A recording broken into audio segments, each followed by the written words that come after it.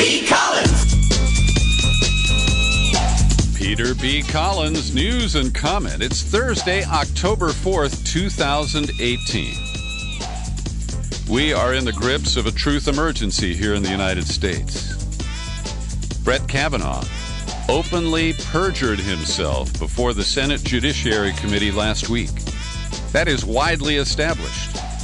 Yet the highly curtailed FBI follow-up investigation of the accusations against Kavanaugh is being shared with United States senators today, and based on the initial reactions, it's a little pile of bullshit, not even a big one.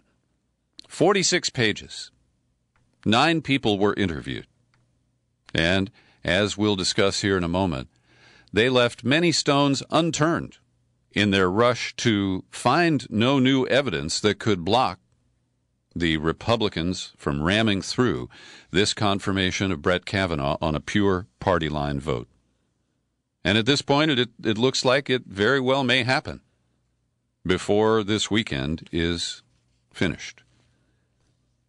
But before we dive into this dark and depressing news, Roy Zimmerman has launched a new musical satire tune about the Kavanaugh hearings. This confirmation process has become a national disgrace. They told me they'd confirm me by October, but some people have a grudge. Revenge on behalf of the Clintons. I'm pious and I'm righteous and I'm sober. As a well, not Mark, but some other judge. Discrimination, man, that's the worst. I mean, it was fine at first, but then they got it reversed. I'm a white, indignant male person. W-I-M-P.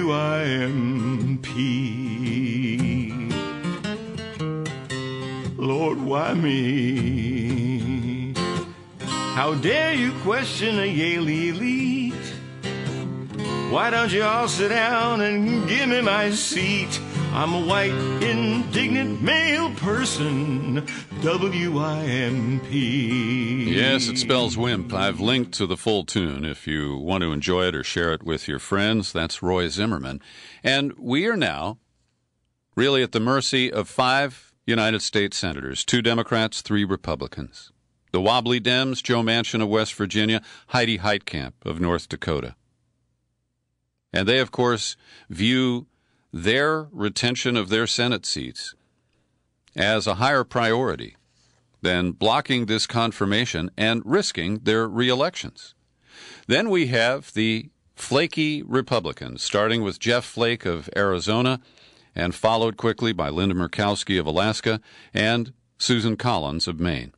And the initial indications following the review of this measly 46-page report that was cobbled together just over a 3-day period by the FBI, the indications are not promising. Susan Collins said, "It appears to be a very thorough investigation." Now, there are a lot of things she could say about this, but calling it thorough when we know how many people have not been interviewed, including the principals, Brett Kavanaugh and Christine Blasey Ford, there's no interest by the FBI in following up on their testimony. Grassley attacked Blasey Ford because he says she lied about whether she had helped somebody with a polygraph test ever. And we've got a whole litany of lies that Brett Kavanaugh is accused of spewing under oath before the Senate Judiciary Committee just 1 week ago.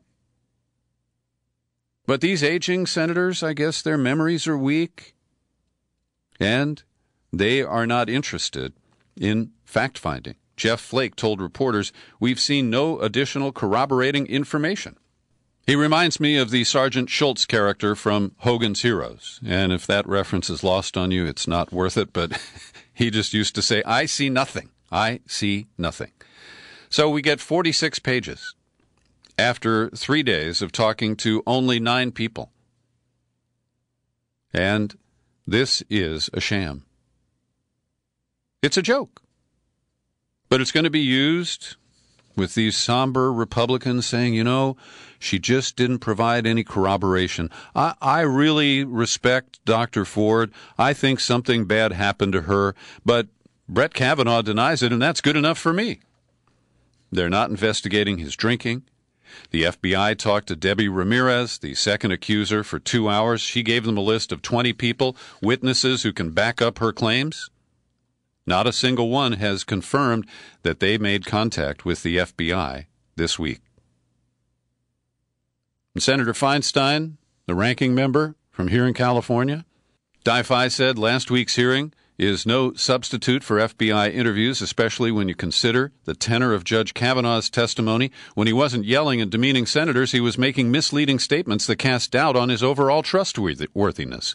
I don't think that would happen with FBI agents seated across the table. And this is another example of how Democrats put too much faith in the FBI. And if you're a regular listener here, you may be tired of hearing Peter B. talk about the long arc of the FBI and how I didn't trust them under Hoover, I didn't trust them under Mueller, I didn't trust them under Comey. And because of Russiagate, so many Democrats look to the FBI, look to the intelligence community, and say, these are the people who are going to save us. These are the people who hold the truth. And the truth will set us free, right? But this is just another example of how the FBI can be politicized and manipulated, and it will follow orders. And it's delivering for Trump in this case. So we have a situation here where people who had already said they didn't remember anything, like Christine Blasey Ford said, Mark Judge, Patrick Smith, Leland Kaiser, that's a female, well, they were talked to by the FBI. But there are so many other leads, including Julie Swetnick, the Michael Avenatti client, who has the most salacious charges about gang rapes. And we chronicled for you yesterday the smear attempts at Ms. Swetnick that don't have anything to do with whether or not she's telling the truth about Kavanaugh.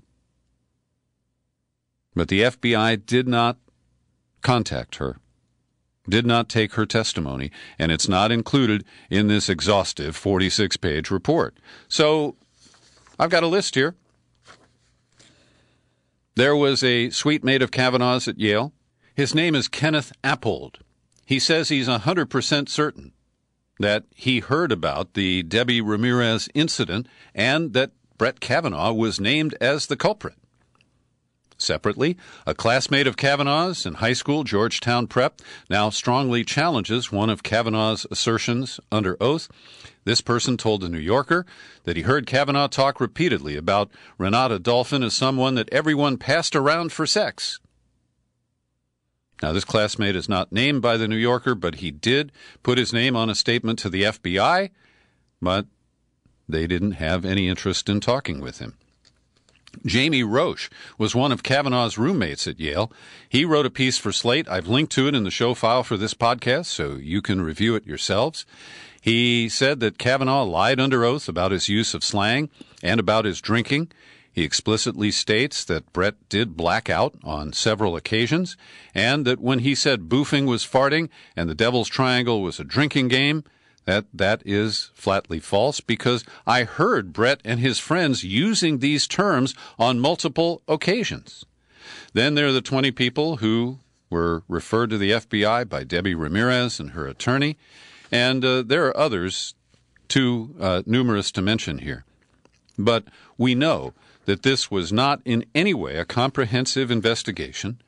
It was simply going through the motions to buy time, to try to get the heat, the anger from Blasey Ford's testimony to evaporate a little bit so that the Republicans can do what they intended to do from the start, which is to pack the court with this 51-year-old pro-government guy who, will probably vote to overturn Roe versus Wade, pro-corporate, and definitely pro-Trump. Now, the Democrats who have reviewed the information, it's in a compartmentalized room that the senators have access to. There's only one copy. I mean, that's so silly. They have to line up and wait for another senator to complete reading a page before they can pick it up. This is ludicrous. And so as senators emerge, the Democrats are challenging the notion coming from Republicans that there is nothing corroborating, nothing damaging to Brett Kavanaugh. But under the rules, they're not allowed to say why, whether it relates to drinking, whether it relates to credibility, his demeanor when he testified last week, or the sexual allegations. Now, one of the ways that Trump has been gaslighting this issue, which is where you shade the truth, you manipulate the information, and you try to force people to think along your lines. He's been, for the first time that we know, invoking the concept of presumption of innocence. And he said Kavanaugh has been presumed guilty. He has to prove his innocence. That's not the American way. The other day he talked about how young males, white ones in particular, he didn't say that, but we know he meant it, have to be afraid of interacting with women these days. And that's his own paranoia. And it's his own guilt because of his own bad behavior with women and the more than a dozen accusers of his sexual bad behavior. But when he invokes the presumption of innocence, you have to call bullshit, because Donald Trump refused to acknowledge the presumption of innocence for the Central Park Five. And this is a story that I studied in some detail, and I interviewed filmmaker Ken Burns and one of the exonerated of the Central Park Five, a man named Raymond Santana. I'm linking in today's show file to my podcast from a few years ago, and I hope some of you will listen to it. Because what we learn is that Trump was part of the mob scene that drove the hysteria that put these five men in prison. And they were subjected to false interrogations. They signed false declarations of guilt. And all five of those convictions were vacated in 2002 after a serial rapist and convicted murderer confessed to the crime. And Trump has never apologized to the Central Park Five. He had bought newspaper ads spending as much as $100,000 to promote his misguided point of view in that case. Over at The Intercept, Lee Fung has a great rundown on the investments by corporate America in Brett Kavanaugh and his confirmation to the Supreme Court. And he explains how the U.S. Chamber of Commerce, the Koch brothers, they are busy running ads and running interference for Brett Kavanaugh. And what do they want? Well, they want his vote to overturn a 1984 ruling called the Chevron deference. And this basically says that the Environmental Protection Agency has leeway to reasonably interpret law when a statute is ambiguous. And it was Justice Kennedy, whose seat Brett Kavanaugh covets, who provided the swing vote in that decision. And they want to overturn this Chevron doctrine. And Kavanaugh gave speeches about it before he was nominated, indicating that he would do just that. Every day I like to pause for a second and thank the people who support my work here at the Peter B. Collins podcast with your subscriptions. And there are a lot of great people who support me here, including Alice Carlson, Susan Lewis. There's a new annual subscriber under the codename 711 Condo. And I want to thank John Morgan, a monthly subscriber as well. I invite you to join them. All you have to do is visit peterbcollins.com, click on menu, then click on Become a Subscriber. You land on the sign-up page, and boom. In just a couple of minutes, you can select a level of support that's comfortable for you and your budget. And I really appreciate it when people subscribe. And I'd like you, I'm talking to you with the earbuds on. I'd like you to make the pledge to join in today. Well, there is a new case of sexual abuse and sexual assault, this coming from women competitive divers, and it has led to the suspension of Harvard University's male coach for the female diving team. His name is Chris Heaton. And it is alleged that while he was working with divers at a facility in Indiana, a diving academy called Ripfest, that he tried to swap cell phone photos of his junk with nude photos of divers. And there are other serious allegations against a man named Yohel Ramirez Suarez in the same context. So we see that this whole Me Too movement is not over, and that the pushback to protect Kavanaugh is a real aberration in this cycle. I want to commend the folks at Public Citizen, Lori Wallach and her team, for publishing a 14-page analysis of the redraft of NAFTA that Trump announced this past Monday after some pretty brutal negotiations with Canada. And it's a mixed bag. There are some deficits here that they cite that need more work, but there also are some improvements, and most notably, the enforcement clause, which is called the Investor-State Dispute Settlement process or clause, has been rewritten, and this could reduce the number of corporate lawsuits that have undermined terms of NAFTA and undermined regulations, for example, covering the environment and workplace rights in the United States. So they tout that as one of the top improvements in this rewrite of NAFTA. They also note that when it comes to the automotive industry, that there are real improvements that should protect American workers by setting a floor for wages across the entire North American region. And that will start at $16 an hour. And this is a requirement in order for vehicles to be produced that don't draw a tariff if they're sold inside this region. So that appears to be the biggest gain. On the deficit side, the new draft locks in some of the old language that prevents competitive prices for prescription drugs, and it also undermines domestic consumer safeguards. There are a number of other issues that are detailed here, and if you're interested in learning more, there's a link to this NAFTA analysis at peterbcollins.com in the show file for today's podcast. A federal judge here in San Francisco has issued a nationwide injunction blocking efforts by the Trump administration to deport more than 300,000 immigrants who came here under a special program because there were devastating events in their home countries. These are people who fled, for example, the earthquake in Haiti and violence in El Salvador and Nicaragua. And there were 1,000 Sudanese nationals who were threatened with deportation as soon as a month from now, and this judge has put all that on hold.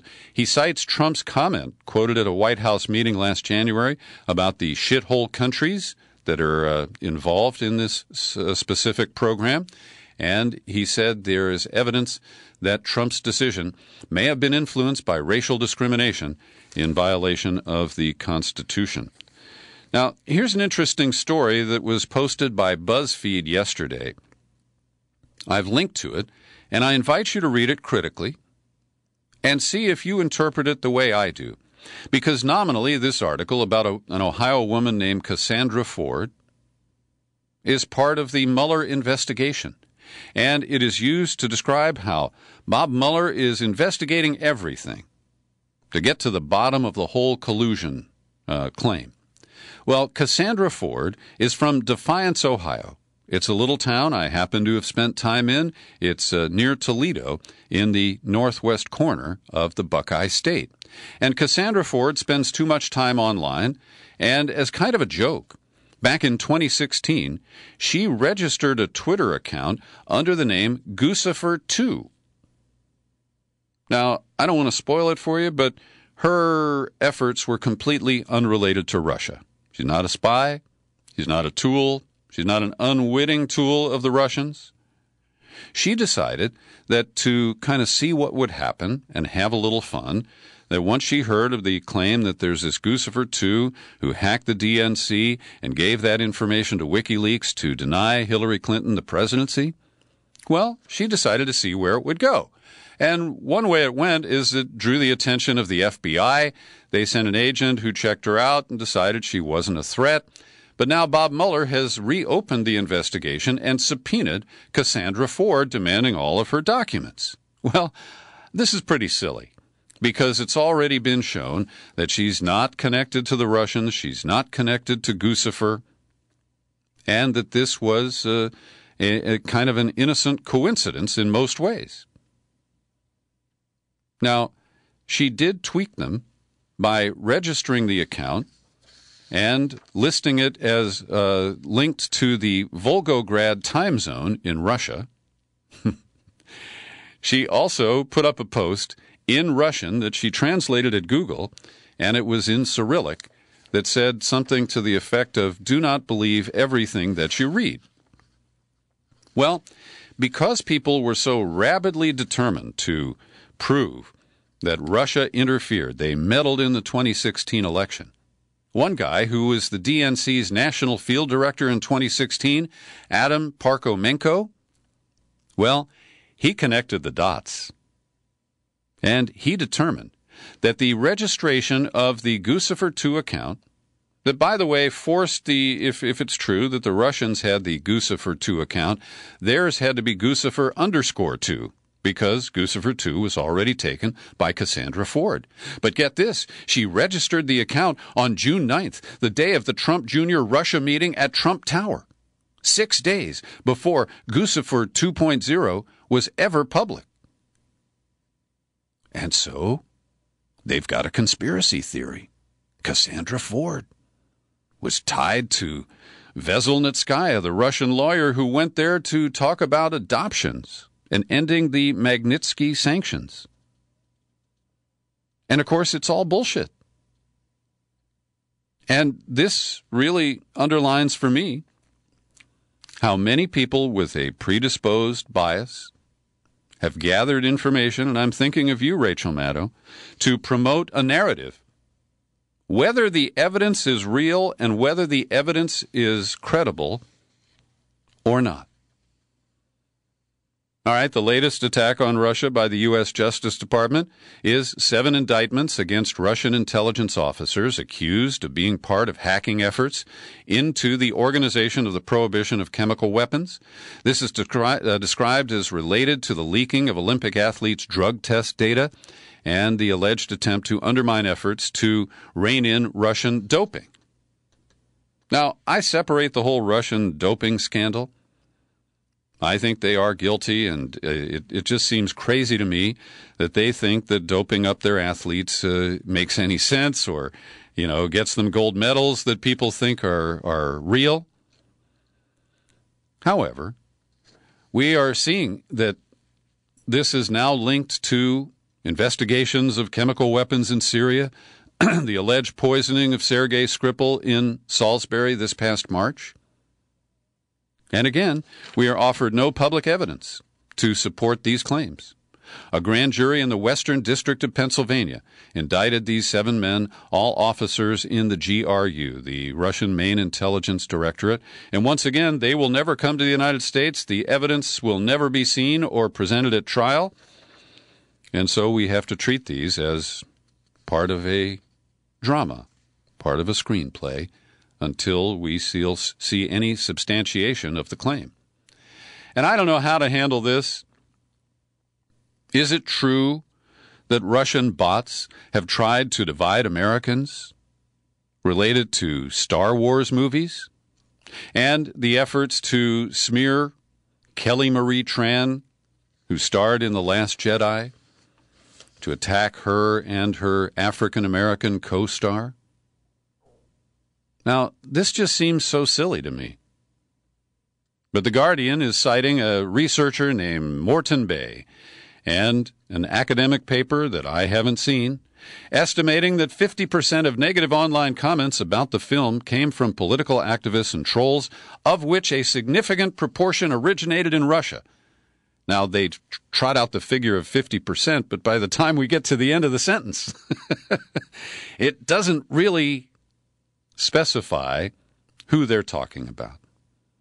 And I just have a hard time believing that Vladimir Putin has on his agenda, oh yeah, attack Star Wars. That's an all-American franchise, and if we undermine that, the empire will crumble. And by the way, yesterday, the PBS NewsHour surprised me, and I want to give them credit. They spent almost 20 minutes covering a Putin interview where he called Sergei Skripal, the alleged victim, the double agent in Salisbury, who we're told was given a dose of Novichok. And Putin does dispute all this. He denies it. He denied hacking American elections, said that this is a symptom of the partisan battle in the United States. And he may be lying. He is, after all, a trained liar. But nobody ever gives a moment's thought that some of what he says may be true. Meanwhile, China is also being accused of hacking. Actually, this is a more sinister type of surveillance by insertion. The claim is that China embedded surveillance microchips into servers where the motherboards were manufactured in China for companies like Apple and Amazon. The years-long effort to install the chips that we're told one affected company had its servers used by American clients, including the Pentagon, Navy warships, the CIA, and its drone operations. This is based on a top-secret investigation that goes back to 2015, and it may be true. And when we hear about these sophisticated efforts by China, it makes me question the claims about Russia. It makes me question the claims about the attribution of hacking to almost anyone. Because, as we know, you can mask the origins of hacking operations, and that occurs more often than we know. And we are not qualified or capable of discovering who the true hackers are and the actual origins of these attacks. We just have to trust our government. And often, I don't. I just learned today that the Commonwealth of Pennsylvania has locked down every prisoner in all 27 of its institutions. And they're making dramatic changes. There are no books allowed into the prisons anymore. Visits have been canceled. All mail has to come through a Florida company that copies it and sends it electronically to the prisoners.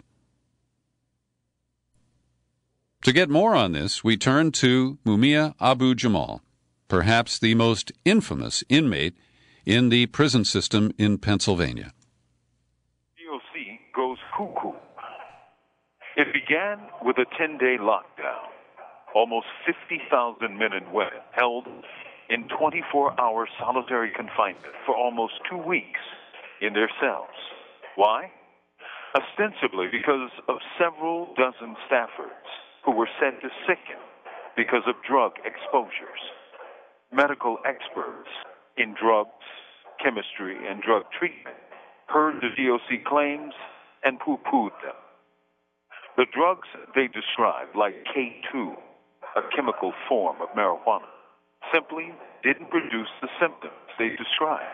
Indeed, the DOC staffers' symptoms were more in line with what some scientists have called mass psychogenic illness, or a mental reaction to fear and paranoia. In response, the DOC attacked prisoners and their friends and families by outlawing and banning books, by replacing mail, by Xeroxing copies of letters, and by Xeroxing all legal mail and holding the originals for weeks. On visits, they removed all food and drink from vending machines. In a word, the DOC went mad, and almost 50,000 men and women suffered for what may be the actions of perhaps a dozen people. Ain't nothing correct about that. From Imprisoned Nation, this is Mumia Abu-Jamal. Thank you, brother. These commentaries are recorded by Noel Hanrahan of Prison Radio. You've heard the phrase adding insult to injury. Marcus Mitchell was a protester at Standing Rock, and he was badly injured when police officers fired a beanbag pellet thing into his face. It entered his left eye socket, shattering the orbital wall of his eye and his cheekbone, and ripping open a flap of skin next to his left ear. When he went to a hospital, the police would not reveal that he was at that hospital to friends and family, and basically they hid him for, we think, about 18 hours. Now, a year and a half later, Mitchell is being prosecuted in relation to the incident, even as the police officers involved appear to have faced no repercussions. He faces a Class A misdemeanor charge of criminal trespass, obstruction of a government function, carrying a collective maximum sentence of 2 years in prison and a $6,000 fine. His trial is scheduled for November 8th in Mandan, North Dakota. Thanks for listening to my daily news and comment podcast. You're free to share it far and wide. You'll find it on YouTube. And I remain Peter B. Collins. Happy trails to you until we meet again. Happy trails.